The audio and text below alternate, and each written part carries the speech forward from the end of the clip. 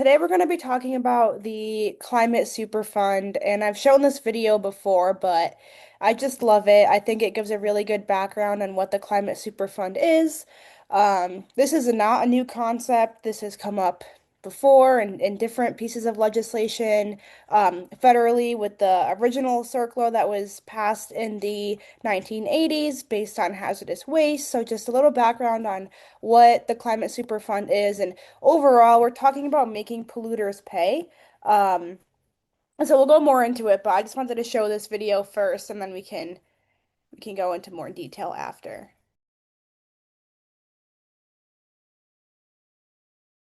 I don't think we could hear Mobility it. crisis across the country, wrecking our homes, driving up electric bills, and causing home insurance prices to skyrocket. These costs are a direct result of a climate crisis caused by fossil fuel pollution. But the oil and gas companies profiting from that pollution, they aren't paying a dime. 79% of likely voters support making oil and gas companies pay their fair share for climate damages. It's a simple idea rooted in a basic principle. If you make a mess, you should clean it up. New York and Vermont have already passed climate superfunds that will raise billions from oil and gas companies to offset the costs of climate damages without costing taxpayers a dime. Now, more than a dozen other states are pursuing similar legislation. These laws put money back into the pockets of the American people by holding fossil fuel billionaires accountable for their actions. Don't worry, they can afford it. In 2026, join us for a nationwide push to make polluters pay. Because the costs of the climate crisis should be paid by those most responsible. Okay, perfect. I love that video. It's a really good introduction on what making polluters pay and the Climate Superfund is all about. You can go to the next slide. So the Climate Superfund is a piece of legislation that I'm sure a lot of you know is coming up this session, and it was also introduced last session. And this piece of legislation is modeled off of the federal Superfund law, basically where if a polluter was polluting toxic waste, they would have to pay for it to be cleaned up, right? And so the Climate Superfund is rooted in the idea of, again, like the video said, if you make a mess, you clean it up. But we're focusing on fossil fuel companies who have been polluting for decades and have known that they have been causing the climate crisis. And as we go through the presentation today, you'll see that climate change is really expensive, and taxpayers and families are paying for it. So, like the video said, New York and Vermont um, have passed climate change superfund laws.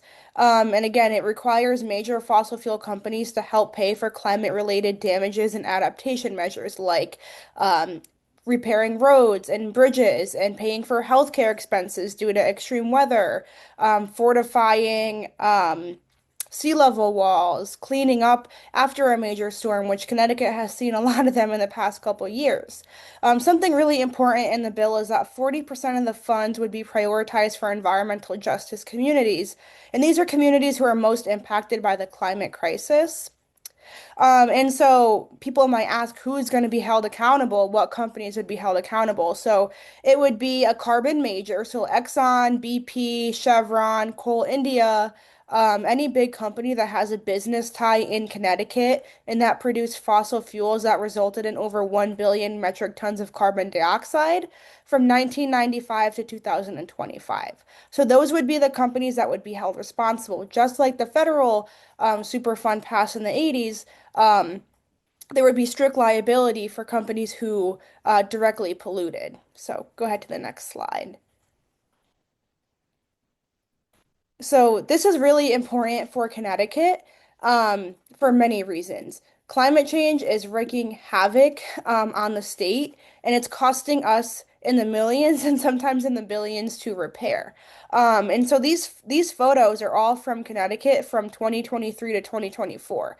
There were four natural disasters that cost in the millions of dollars. So in 2023, there was a really big drought caused then a few weeks later by a lot of rainfall all at once, and it wreaked havoc on farms in Connecticut, and it caused farms $21 million in losses. So they lost crops, they couldn't go to farmers markets and sell what they were growing. Their topsoil was ruined.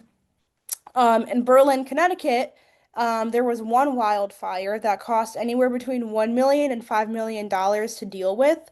But there were over 200 brush fires in the state just in October of 2024. And that one brush fire in Berlin cost that much money. And then, as we're talking about wildfires, long-term health impacts from exposure to wildfire, air pollution is $450 billion. So it's affecting people's health. And then, as you all know, there was a really big rainfall in 2024 in the Southbury and Oxford area that was classified as a 1 in 1,000 year event. In just Southbury, it cost over $300 million in damages, and that's not counting if there were homes that were destroyed. Also, people lost their lives in the Berlin wildfires and the Southbury and Oxford, Connecticut flooding. Go to the next slide. So, like I said, climate change is costing Connecticut communities. So Connecticut will face $5.3 billion in costs to build only 394 miles of seawalls by 2040 due to sea level rise. In 2012, Hurricane Sandy hit the East Coast, causing over $60 billion in damage. And then New England has a $20 billion fishing industry, which has been severely impacted by climate change. And then public schools in Connecticut faced around $35 million in new cooling costs between 1970 and 2025, impacting over 8,000 students. And you see now more than ever that schools are canceling school days because of how hot it is during the summer. And then Connecticut received $329.6 million in FEMA recovery from 2011 and 2023, excluding funding for the COVID-19 pandemic. But this cost does not reflect the full cost of these disasters since it does not include insurance payouts, private funds used for recovery and utility repairs. And so, as we all know, the current federal administration has cut FEMA funding, and so now the costs are being even more burdened on communities when we aren't being helped when there are natural disasters. Go to the next slide. And then I'm gonna hand it off to Kendall, who's gonna talk a little bit more about how the Climate Superfund bill works, and then we'll continue going. Thank you. Thanks, Juliana. Hi, everyone. I am Kendall Keelan. I am a attorney with Conservation Law Foundation, and I have been working with these folks on the Climate Superfund bill. And I just wanted to go over kind of how this is supposed to be working. So as Juliana mentioned, the Climate Superfund is modeled off of the federal regime through CERCLA, which aims to identify and clean up hazardous waste sites. And in doing so, they have created a federal fund for companies to pay into, and then for communities near hazardous waste sites to apply for projects, cleanup projects specifically. And so the CERCLA law is a way of holding polluters accountable through the long-standing legal term or legal theory of polluters pay. And so this Climate Superfund does basically just that. Oh, can people hear me? I got a message saying that someone Maybe couldn't. just speak up a little bit. I think that's what they're asking. Okay, sure, 1 second. This might be better. Sometimes my microphone messes with me. Sorry, everyone. Okay. Um, as I was saying, the federal Superfund law applies the polluters pay principle, which has been backed by courts time and again, and we're applying that here through the Climate Superfund. It was passed into states, as we said, and it's also been introduced in dozens more. And so the bill will create a program and a fund to be administered through DEEP to support eligible adaptation projects, which vary from things like coastal restoration, um, crop restoration, and different types of energy efficiency, renewable projects, and more. Um, and so the program will be available after a certain period of time, and there could be communities that could then apply for their projects to be funded. This should be related to at least 40% of environmental justice communities. That's the threshold that is hoping to be set, which is important because approximately 45% of Connecticut residents live in environmental justice communities. Um, and so the department will send out notices of potential responsibility to different companies that are above a very large threshold, approximately 1 billion metric tons of fossil fuel emissions. And then the companies will then have opportunity to engage in the process of calculating the total cost of climate, as will the general public, which will then be the total cost through which the companies will have their share determined and pay into that state operated fund. Um, and that's kind of it. Sorry, I'm trying to review while speaking the questions that are popping in the chat. So I could pass it over to Sydney so I can review and then respond.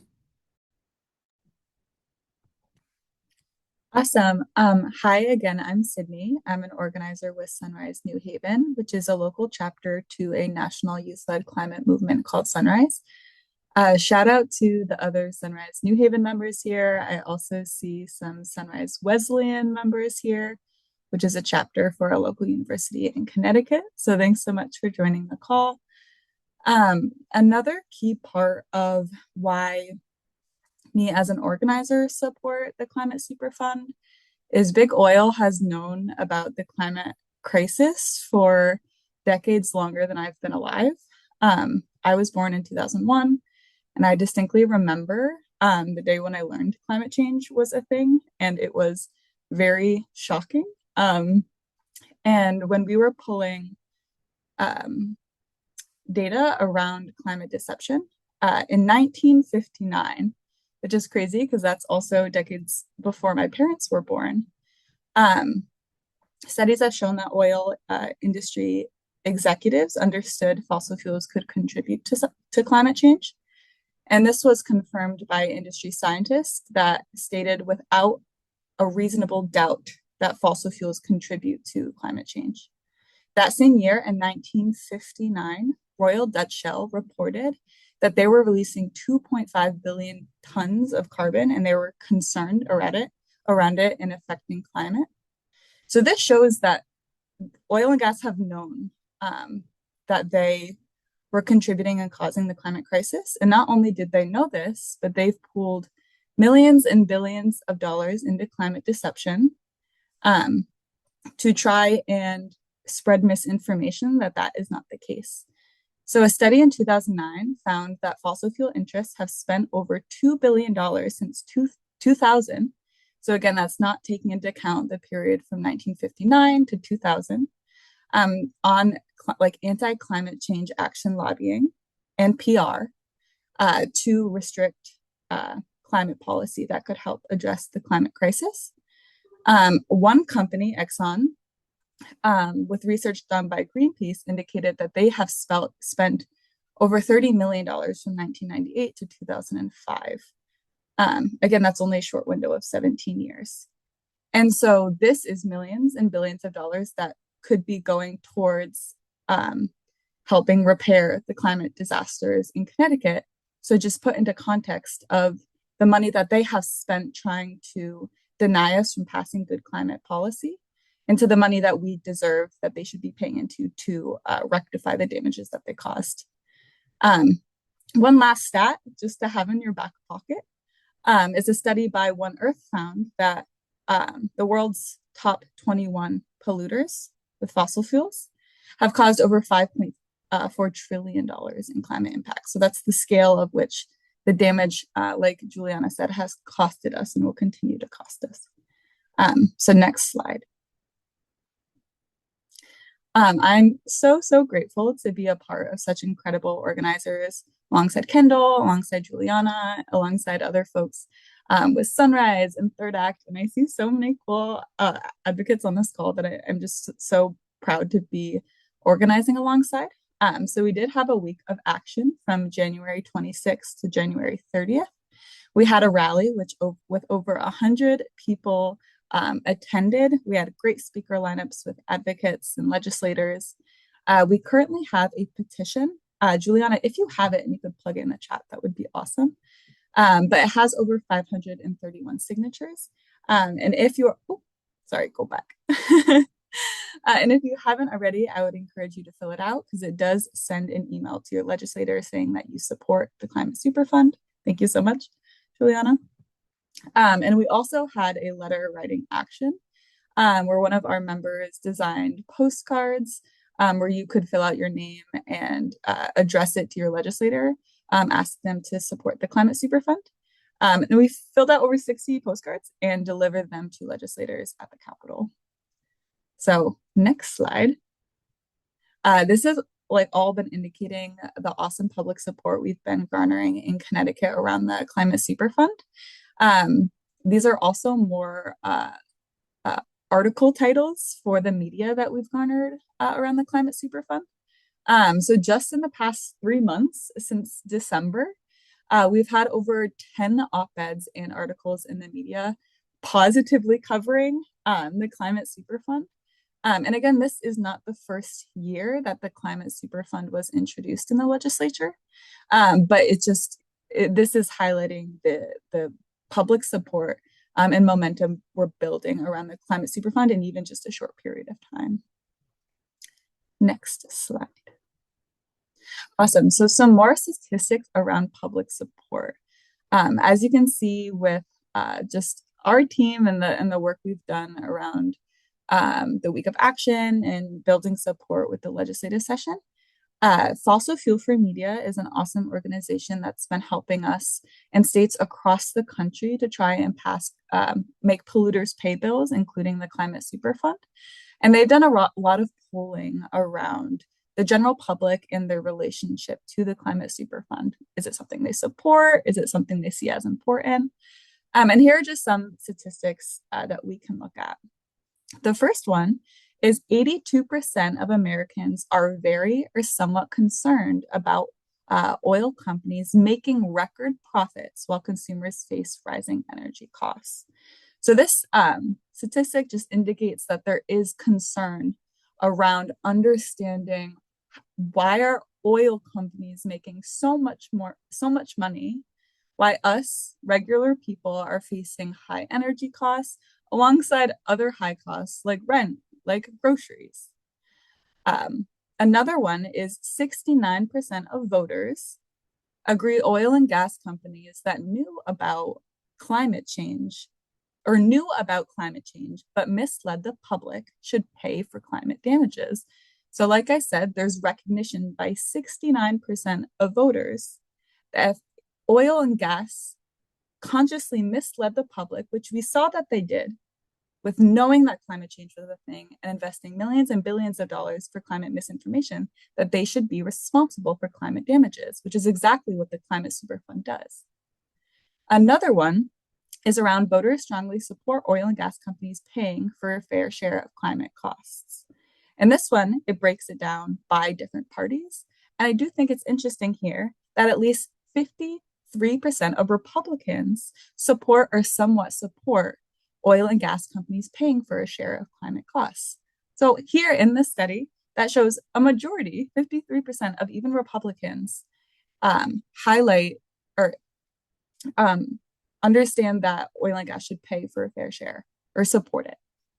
And I think the one thing to mention is we are all across parties paying for the cost of climate damages, whether or not you understand that that's connected to climate change, But there was another interesting statistic, which a majority of people recognize that there is changing and increasing extreme weather events, whether or not they can link that to climate change. There is an understanding that climate is changing.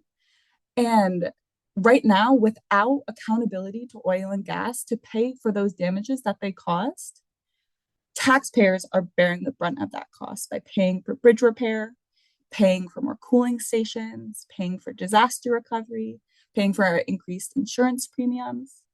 Um, so those are just some more statistics I want to have you guys have in your back pocket, because our next slide um, is the fact that this is going to public hearing tomorrow, which is really exciting. This is the second year in which it's going to a public hearing, and we're feeling confident that it will get passed at a committee this year and go on to the next steps of becoming law. So with all this information that we've been garnering now around why it's important, around the bill language, around more statistics with climate deception and public support, we would really love if you could register to testify. I'm not sure, Juliana, if the time to register for in-person in Zoom has passed, but I know you can still submit written testimony before the public hearing as well as after the public hearing. You can still come in person or watch via Zoom if you're interested to hear about support and opposition. And we also do have a press conference at 9 a.m., which I would love if you could be there and is open to the public, where legislators will be speaking as well as more community members. I think I also linked our Instagram in case you want to take a picture of these links. It's also on our Instagram, but we have links to sign up for written testimony, to sign up for in-person or Zoom testimony, which the deadline might have passed. But we also have some other resources around general testimony template that you could also use for guidelines for other testimony, as well as talking points that you can indicate in your testimony. And then, yeah, that's all from me, but I do see Claudia has a question in the chat about where the press conference is. Juliana, I'm not sure if you have that in your dome.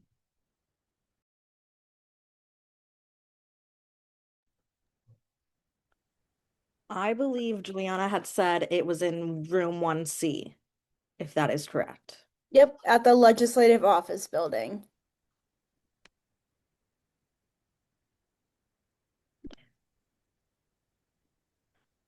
All right, so I think that's the end of the presentation, but I want to open it up for any questions. So feel free to either put them in the chat or feel free to raise your hand as well.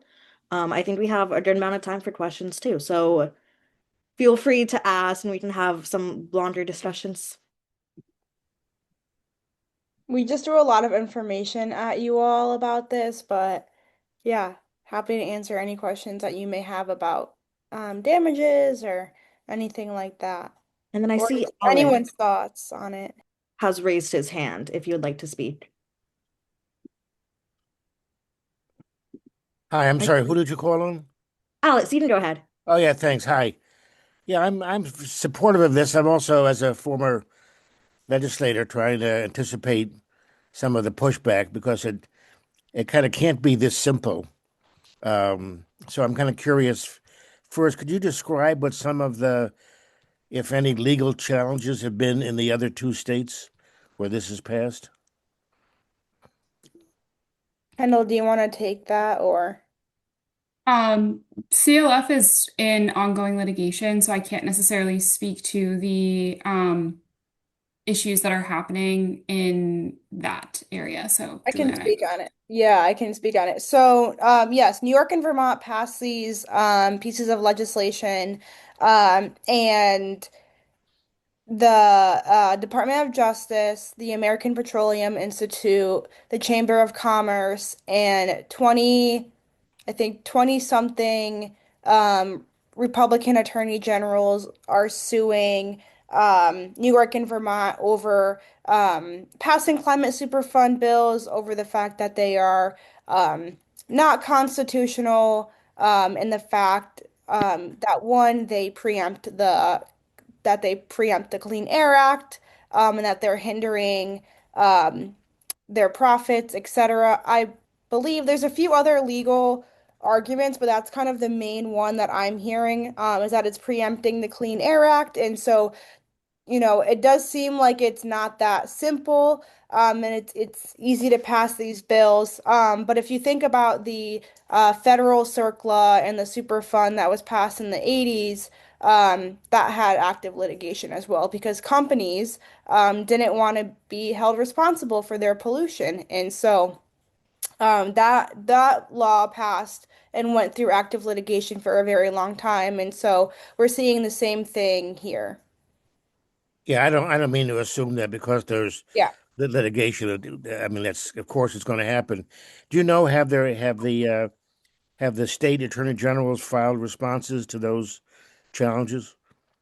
Not yet because they are in active litigation right now, but I know the state's attorney generals would be working on those cases. I know that the New York and Vermont attorney generals were aware of the bills being passed, and they knew that there were going to be some legal challenges with it. Um, and from my understanding, they did not back away from that. And from what I heard as of yesterday, Vermont has pretty strong legal ground as of right now, and they are figuring that there may be decisions coming out beginning of summertime on it. So the way it's been described here in the chat, this is almost like an administrative. The legislation sets up a kind of a administrative procedure where the DEP would assess damages based on the facts that you've presented here against some or all of the big fossil fuel companies. And then the action in court would be, assuming all else were equal, the effort by the state to enforce those against the fossil fuel producers. Is that sort of the way this is being set up?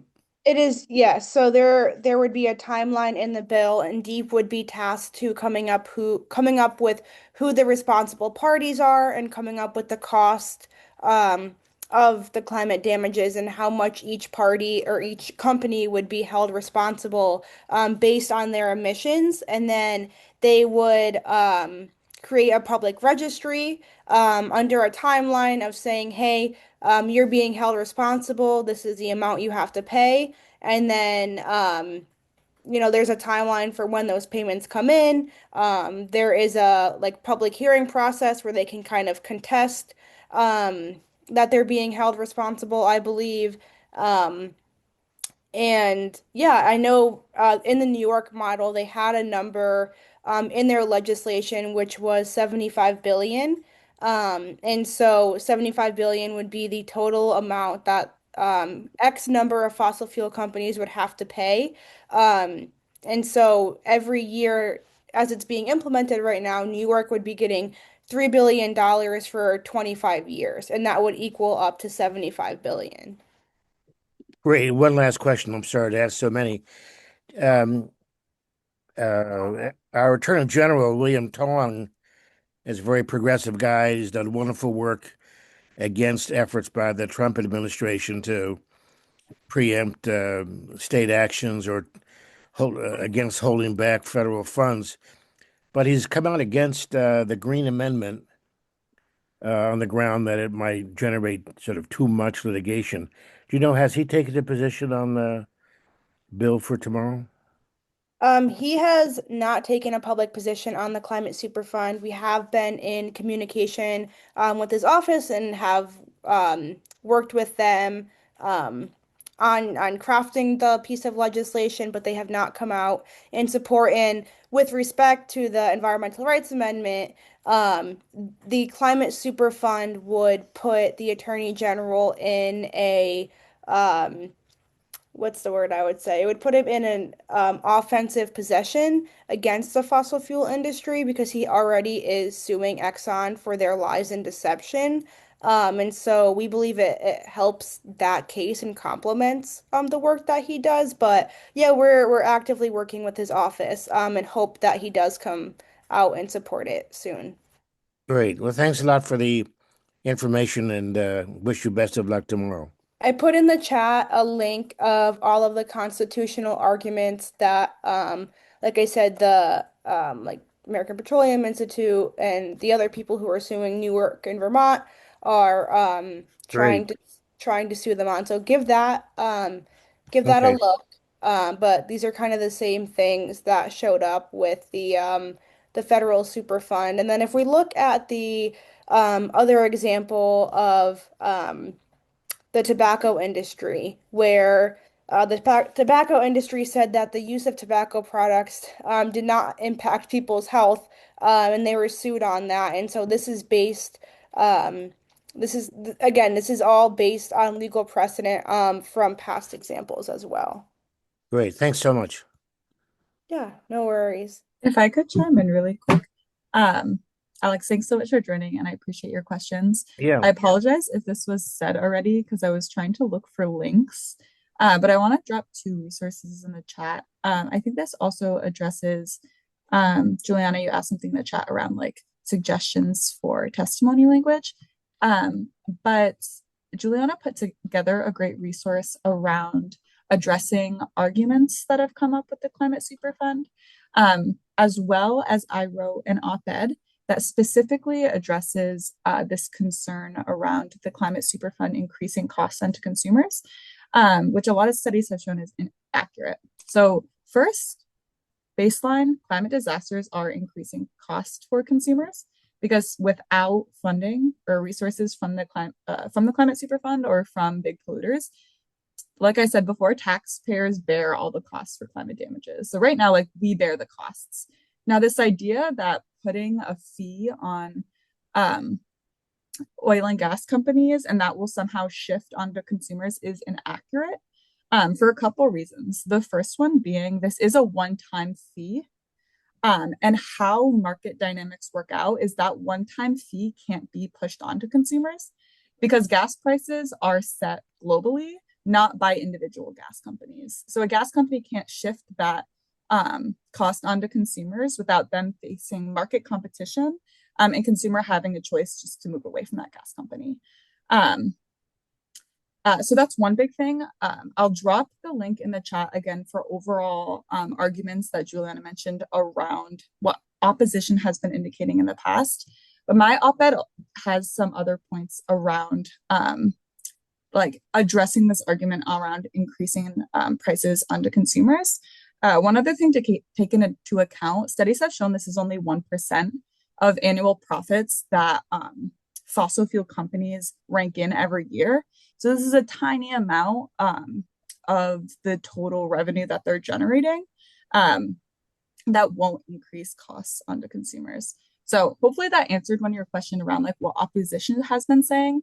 But if there's anything else that I see um, Patrick has his hand up if you would like to go.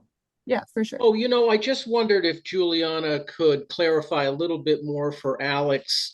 Um, the Attorney General came out against the ERA last year, but has not done so this year, from what I understand. And largely that's due to Juliana and others speaking with his office about what might be different in this legislation. Maybe, Juliana, not to make this about the ERA, but maybe you could just cover that quickly for us. Yeah, sure. So the Environmental Rights Amendment is a constitutional amendment where, it would be put in the Constitution that every person would have a right to clean air, water, and a healthy environment, which means that people would be able to sue the state for passing actions that go against their constitutional right. Um, and so Sierra Club fully supports this, and it's a priority for us. Um, and the Climate Superfund is different because it's not a constitutional amendment, and people would not be suing, like individual people would not be suing the state over individual actions. This is only based on the state would be sued by again like the Department of Justice, the American Petroleum Institute, and the Chamber of Commerce, to due process concerns, the Commerce Clause, and preempting the Clean Air Act, and then like state sovereignty and stuff like that. So the legal systems and the way that the bills are completely different. And with the Attorney General, I think last year where he was coming from on the environmental rights amendment was he was nervous that there was going to be an onslaught of frivolous litigation, which has been shown in other states that that's not the case. And I think that the coalition has been doing a good job of working with the Attorney General to try to garner his support. And so, yeah, that's a little bit about what the Environmental Rights Amendment is and how it's different here. This is strictly just on past liability. And based on carbon emissions from a time period and only focusing on the fossil fuel industry. And this would put the Attorney General on an offense instead of kind of being on the defense with the Environmental Rights Amendment, where if someone were to sue the state over a decision they made, like putting pipelines in or approving a permit for an incinerator, he would be on the hook for litigating that. Thank you. Yes. Yeah, and then if anyone else has any questions, please feel free to raise your hand or put it in the chat and we can get to it. I think there was some question about whether people could do the written testimony, and I think that from what I understood, you certainly could do it up until tomorrow, but I think one of you might have mentioned you could do it even after the testimony is taken tomorrow. Yeah, you can submit written testimony. There's no deadline for that, but if you want to speak in person, the deadline is 3 p.m. the day before the public hearing. But you could email the clerk and ask them to put you on the agenda, but you would just be last in line at when they do the lottery.